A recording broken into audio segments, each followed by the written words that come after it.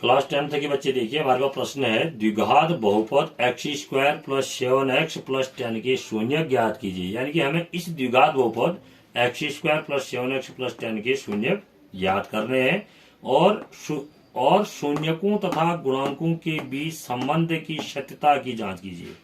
शून्यकों तथा गुणांकों के बीच के संबंध की सत्यता की जांच कीजिए।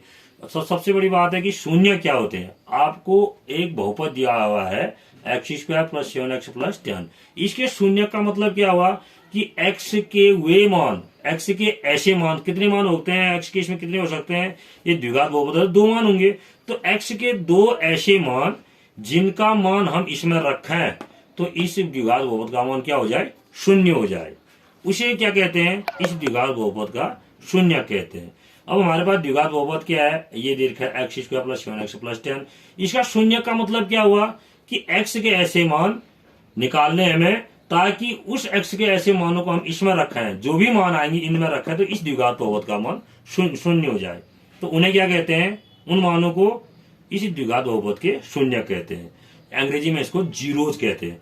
अब हमने क्या किया, इस शून्य ज्ञात करने के लिए क्या किया, ये जो द्विघात बहुपद था हमारे पास x² प्लस 7x प्लस 10, इसको शून्य के बराबर रखा।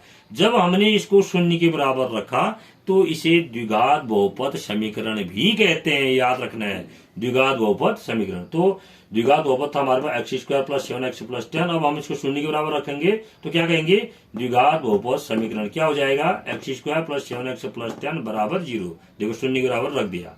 जब शून्य के बराबर रखा तभी इसको हम क्या कहेंगे, द्विघात बहुपद समीकरण। शून्य के बराबर नहीं रखेंगे तो क्या कहेंगे, द्विघात बहुपद ही कहेंगे। अब इस जो हमारे पास x² प्लस 7x प्लस 10 है, द्विघात 10 इक्वल टू 0 है, इस द्विघात बहुपद समीकरण के हमने पहले गुणनखंड किए। गुणनखंड कैसे करते हैं, 10 का गुणा इस 1 में करेंगे। देखो 1 गुणा 10 10, फिर 2 ऐसी संख्या है जिनका गुणनफल 10 और जिनका योग 7 हो, तो 2 गुणा 5, 2 पंचे 10 और 2 और 5 7। वही चीज हमने यहाँ पर रखी। देखिए x² अपने स्थान पर, 7x के स्थान पर 5x धन 2x, फिर धन 10 बराबर 0। फिर क्या किया इसके बाद, x² धन, इसको खोल दिया हमने ब्रैकेट को, x² धन 5x धन 2x धन 10 बराबर 0। बाहर धन था इसलिए कोई अंतर नहीं हुआ इसमें। फिर क्या किया, x² धन 5x का एक जोड़ा बनाया, 2x धन 10 का दूसरा जोड़ा बनाया और जोड़ों को ब्रैकेट में रख दिया है, x² धन 5x और 2x धन 10।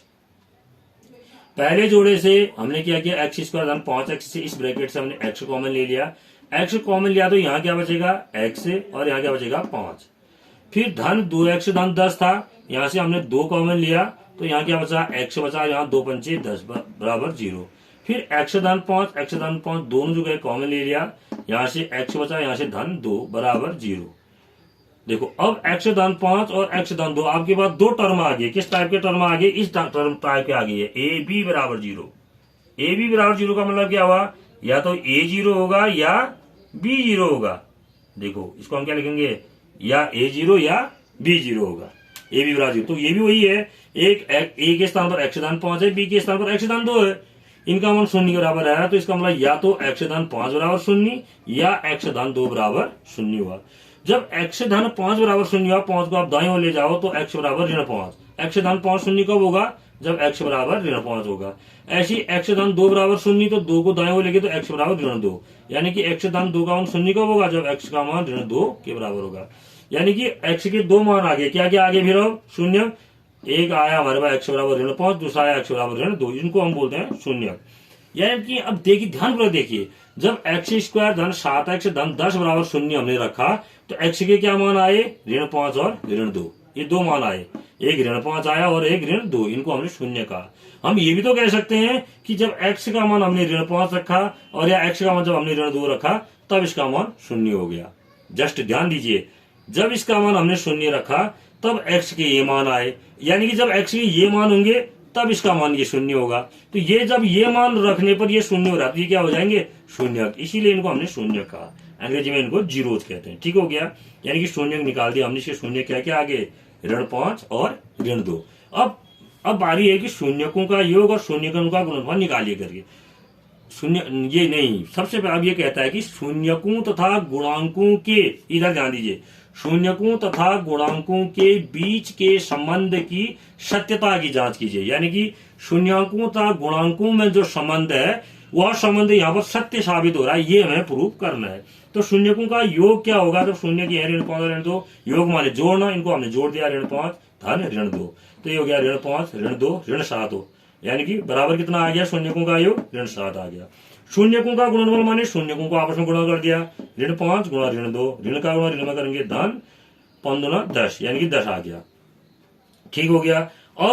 अब हमें क्या क्या देखा हमने, अब हमने ऐसे लिखा, देखो ऋण फिर ब्रैकेट में लिखा x का गुणांक बटे एक्स स्क्वायर का गुणांक। क्यों, क्योंकि हमें पता है शून्यकों का योग बराबर क्या होता है, ऋण फिर ब्रैकेट में x का गुणांक बटे एक्स स्क्वायर का गुणांक होता है। शून्यकों का गुणनफल क्या होता है, नियतांक के आचार पद बटे एक्स स्क्वायर का गुणांक होता है।